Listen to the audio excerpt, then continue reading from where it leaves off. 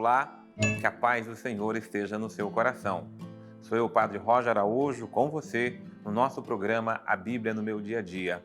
A palavra de Deus que nos conduz, a palavra de Deus que nos direciona, a palavra de Deus que nos ensina a viver a cada dia. Por isso, nos coloquemos na submissão à palavra de Deus para que ela ilumine e conduza os nossos passos. Senhor, eis-me aqui. Eis-me aqui, Senhor, sou teu servo. Eis-me aqui, Senhor, eu quero realizar na minha vida a tua vontade. Em nome do Pai, do Filho e do Espírito Santo. Amém. Inspira-me, Senhor. Direciona-me, Senhor. Ilumina, Senhor, meu coração com a força e o poder da tua palavra. Ilumina-me, Senhor, para que eu possa em tudo fazer a tua vontade. Ilumina-me, Senhor, para que eu possa ser teu servo e possa te servir de todo o meu coração. Eis-me aqui, Senhor. Faça de mim um instrumento, Senhor, da tua vontade. Faça de mim, Senhor, um instrumento para que eu possa viver a verdade da tua palavra com todo o meu coração e com toda a minha alma. Dai-me, Senhor, a tua bênção, dai-me, Senhor, a tua direção, dai-me a tua luz, guiando, conduzindo a minha razão, Senhor, para que eu possa aprender contigo a viver a cada dia da minha vida. Glória ao Pai, ao Filho e ao Espírito Santo, como era no princípio, agora e sempre. Amém.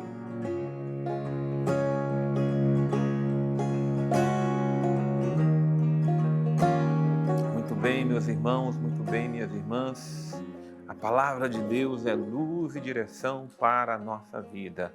A palavra de Deus que nos guia, a palavra de Deus que nos guarda, a palavra de Deus que nos forma a cada dia. Vamos viver essa palavra, vamos guardar essa palavra. Nosso estudo da palavra de Deus na carta de São Paulo aos Efésios. Hoje, nós vamos meditar a carta de São Paulo aos Efésios, do capítulo 5, então Efésios 5, versículos de 6 a 20. Beleza, né? Efésios 5, de 6 a 20. A gente está fazendo, assim,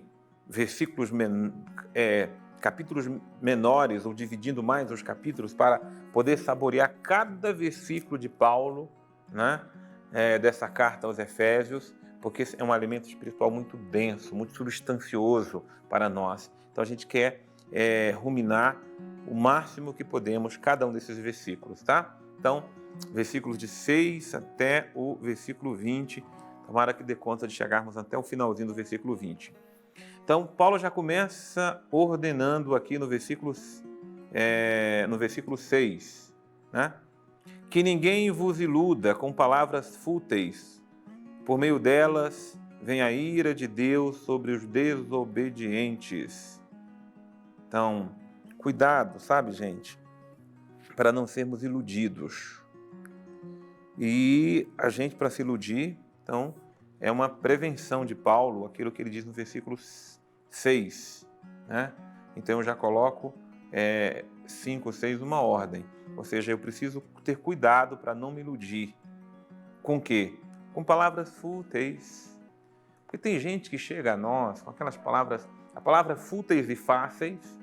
Sabe aquelas palavras fáceis, aquelas palavras enganosas, falaciosas, onde nós facilmente somos iludibriados, enganados, seduzidos.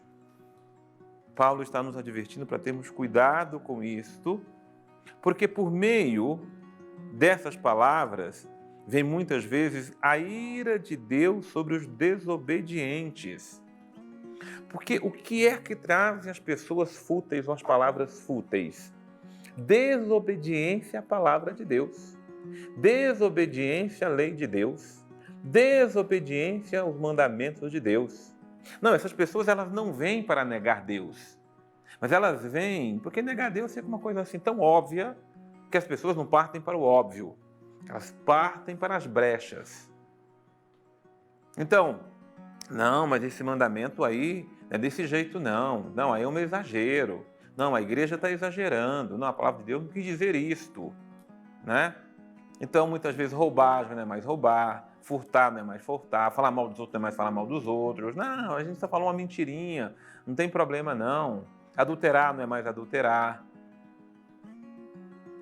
Maltratar o outro acaba não é mais... Não tem problema não, a gente só fica um pouco irado. Enfim, vem com palavras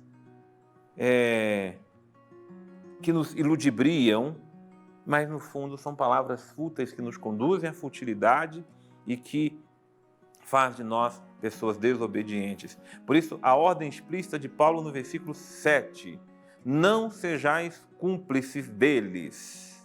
Né? Ou seja, não tenhais cumplicidade. Você sabe que ser cúmplice de alguém é corroborar o que a pessoa está fazendo. Quem é cúmplice de um bandido é bandido com ele. Quem esconde uma pessoa que faz uma coisa errada está errando junto com ele. Então nós não podemos ser cúmplice do mal, nós não podemos ser cúmplice da desobediência, nós não podemos ser cúmplice do erro. Nem pais podem ser cúmplice dos seus filhos. Nem marido pode ser cúmplice do erro da mulher. Aqui não é uma questão de vermos acusando uns aos outros, não. Aqui é uma questão de que não podemos tolerar aquilo que é errado, aquilo que não convém, aquilo que não está de acordo com a lei sagrada, com os mandamentos sagrados do nosso Deus. Outrora, meus irmãos, nós éramos trevas, é fato, mas agora nós somos luz no Senhor. Então, isso aqui é um princípio maravilhoso. O versículo de número 8. Antes éramos trevas. Tá bom, vivemos uma vida talvez errada, de pecado. Não é que sejamos grandes pecadores, até poderíamos ser. Né?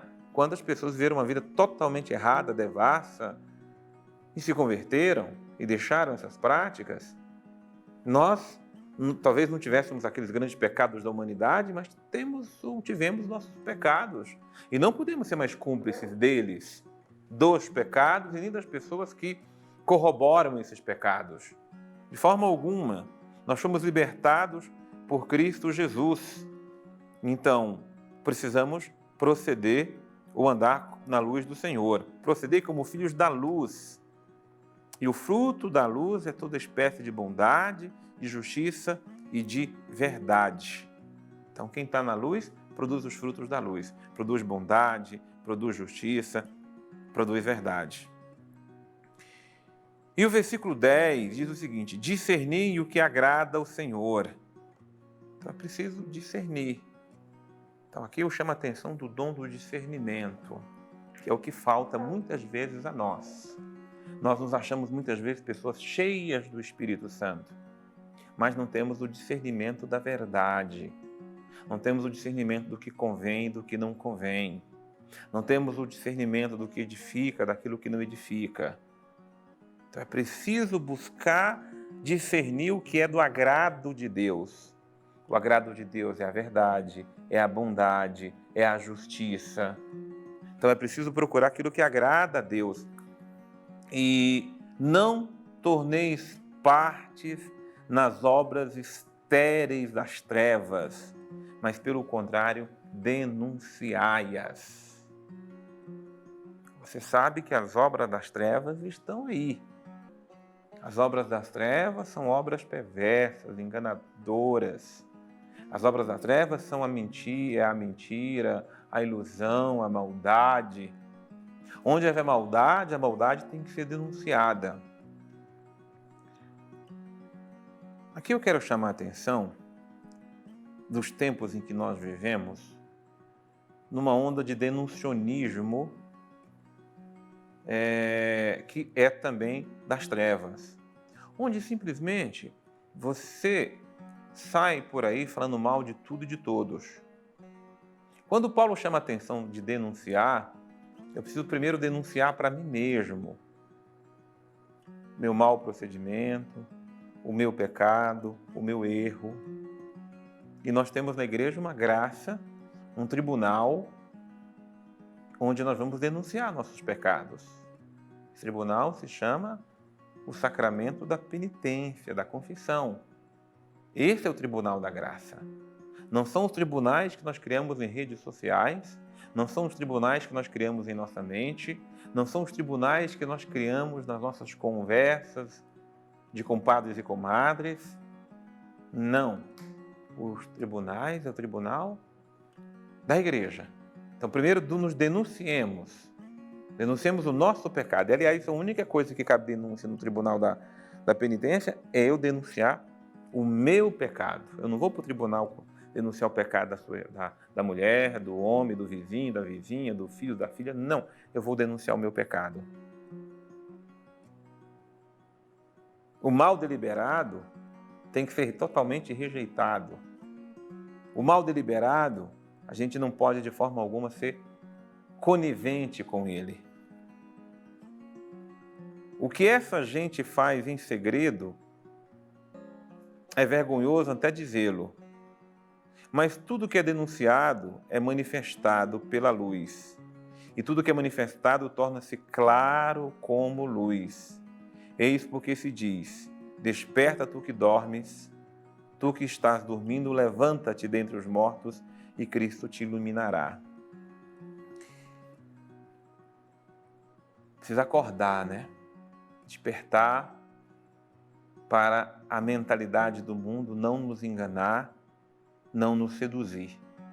Porque muitas vezes a gente está com a mente adormecida, a gente está assim, sabe, naquele sono, meio dormindo, meio acordado, e estamos corroborando o que é mal. Estamos deixando o mal entrar em nossa casa, em nossa família. Porque tem muita maldade, perversidade, coisas enganosas, maldosas, que entram pelos nossos smartphones, computadores, celulares, entram pelas tecnologias que nós tanto admiramos, apreciamos e que eu sempre digo tem sua importância. Mas cuidado, porque as tecnologias todas, têm trazido muitos males, perversidades para dentro de nós e nossas casas, e nós precisamos discernir o que não agrada a Deus e denunciar aquilo que é do mal. Vamos chamar conosco aqui o nosso querido Padre Antônio Xavier. O tema dessa perícope que hoje estamos estudando é Filhos da Luz. Isso porque estamos dentro de um bloco exortativo onde São Paulo, depois de ter falado tantas coisas sobre comunhão, tantas coisas sobre a igreja, agora está exortando as pessoas a um agir correto. É normal isso acontecer nas cartas de São Paulo, onde depois de passar do fundamento, ele parte para a aplicação. E aqui é só o comecinho dela. Por isso ele faz questão de dizer, não julgueis, economizar-se de contendas, de conversas que são fúteis. E conversas fúteis não é porque o argumento é fútil, é porque o produto dela é fútil, né? A conversa que não produz nada, que não vai para lugar nenhum, que não tem... Não é que a gente não pode sentar para falar besteira, né? Mas essa besteira tem que ser uma besteira mesmo, né? Não é uma besteira que é besteira porque é uma coisa pejorativa da vida de alguém ou da nossa própria vida, ou até mesmo, como lembra São Paulo aqui, aqueles que sentam para contar as besteiras que já fizeram, achando que aquilo é motivo de glória, né? Então diz, olha, cuidado com essas coisas. E aqui é interessante que dois são os elementos não escritos, mas indicados pelo texto. Três elementos que são indicados pelo texto. O primeiro, evitar estar onde não se deve estar, para que não se escute o que não se deve ouvir e não se comece a dar atenção a coisas que não são verdade. Olha que coisa interessante. Segunda coisa dita por São Paulo, não ser curioso, não tentar enxergar a coisa que você não precisa saber. Esse é um problema muito grave, né? Normalmente a ansiedade produz muita curiosidade, ou a curiosidade produz muita ansiedade, mas a gente deve saber se conter, a não envolver, não avançar o sinal na vida de ninguém. Para que saber de tudo? Não tem necessidade disso, tem necessidade de saber tudo o que acontece na vida dos outros, a gente mal dá conta da nossa, é isso que São Paulo está dizendo, cuidai de vós mesmos. E a terceira coisa, importantíssima que Paulo diz aqui, é de não caminhar numa estrada que não se deseja realmente estar. Buscar ser modelo onde quer que estejamos, não para sermos considerados, mas para mostrarmos que existe sempre uma outra opção. E que opção é essa que Paulo está colocando? A de construir laços de comunhão. Esse assunto não sai mais dessa carta, porque a comunhão é sempre o grande desafio. Foi por causa da pouca comunhão que, inclusive, os anjos caíram do céu. A revolta se dá sobre isso. A comunhão não se dá sobre as ideias, a comunhão não se dá sobre os planos, sobre a história, sobre as visões. A comunhão se dá no coração, na intenção. A forma de enxergar pode ser diferente, mas a intenção precisa sempre ser a mesma. Senhor, ilumina-me com a luz do Teu Espírito. Ilumina-me com a Tua luz da Tua verdade, para que na verdade eu possa caminhar. Para que eu não caminhe nas trevas deste mundo. Para que eu não caminhe na ilusão deste mundo, nas mentiras deste mundo, Senhor, nem seja cúmplice do mal, nem seja cúmplice da perversidade, da maldade deste mundo, Senhor. Pelo contrário, me faça luz, porque Tu és a luz e que a Tua luz esteja em mim, Senhor. Que a Tua luz esteja iluminando as trevas do meu coração. Que a Tua luz esteja dissipando, Senhor, as maldades e as perversidades deste mundo na minha alma. Que a Tua luz, Senhor, seja graça a conduzir os meus passos. Ao Teu nome, Senhor, o poder, a honra e a glória para sempre. Dai-nos, Senhor, Tua bênção, Tua graça e a Tua proteção. Em nome do Pai, e do Filho, e do Espírito Santo. Amém. Que bênção, meus irmãos, é a palavra de Deus no nosso coração. Caminhemos juntos, caminhemos firmes com os olhos fixos em Jesus, com olhos fixos na palavra do Senhor. Deus abençoe você e eu te aguardo no nosso próximo programa, A Bíblia no Meu Dia a Dia.